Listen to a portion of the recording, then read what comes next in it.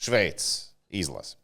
Šveices izlase, ja mēs skatāmies uz viņu sastāvu, pirms turnīra jau droši vien varēja prognozēt, ka šī ir izlase, kas cīnās par medaļām. Viņi brauc savās mājās, cīnās par medaļām, bet viņiem ir treneru maiņa.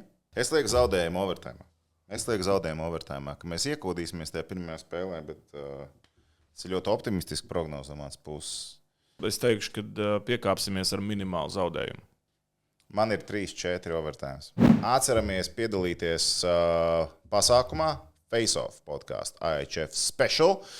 Mēs būsim VF kvartālā, to arī nepalaižat garām. Mēs būsim uz vietas tiešajā. Mēģināsim sākt agrāk nekā iepriekšējā gadā, uzreiz pēc spēles plus mīnus. Un baudam hoķīti tur. Klausamies, ko Edgars stāsta par spēlēm, kā saka, TV ekrānā. Un, tur būs izmaiņas arī. Labi, to jūs redzēsiet.